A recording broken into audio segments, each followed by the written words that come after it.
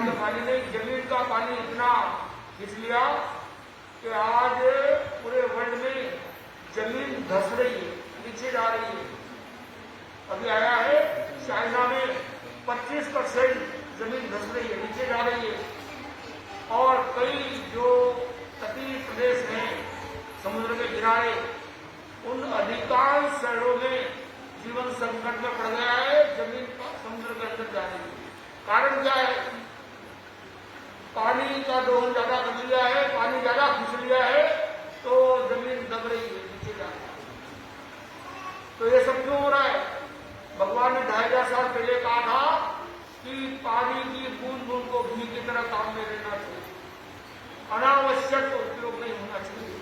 और जिसका दोहन ज्यादा हो जाएगा वो आपके लिए संकट खड़ा हो जाएगा। और आए दिन हम पेपर में सुनते हैं खनन माफिया, खनन पहाड़ से पहाड़ चढ़ कर जाते हैं और इतनी बड़ी बड़ी खाई हो जाती है कि जीवन के लिए खतरा हो जाता है और उसके कारण पर्यावरण भी दूषित हो जाता है। तो यह सब भगवान महावीर ने 2500 साल पहले कहा कि केवल बड़े जीव नहीं, एकेंद्रीय जीव है, उनकी भी छेड़छाड़ नहीं करनी चाहिए। जितना हो हमारा जीवन संयम में होना चाहिए। पर मानव ने अपनी बुद्धि से, वैज्ञानिक उपलब्धि से प्रकृति का ज्यादा दोहन कर लिया। अब प्रकृति अपना रूप दिखा रही है।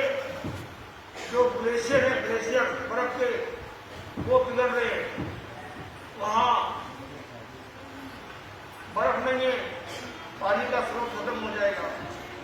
तो हमारा अपना जीवन, आने वाली पीढ़ी का जीवन खतरे की घंटी लगेगी। ये सब क्यों हो रहा है? कि हमने भगवान महावीर को उपदेशों को उड़ा दिया, जीवन में काम में नहीं लिया। बोले इससे क्या होता है? और हम लोग देखने को मिल रहा है कि आए दिन भूकंप आ जाते हैं, बाढ़ आ जाती है, सूखा पड़ जाता है, जंगल आग लग जाती है और इतनी तरह की समस्याएं खड़ी हो रही है, स्वास्थ्य की समस्या खड़ी है। तो ये सब कारण क्या है?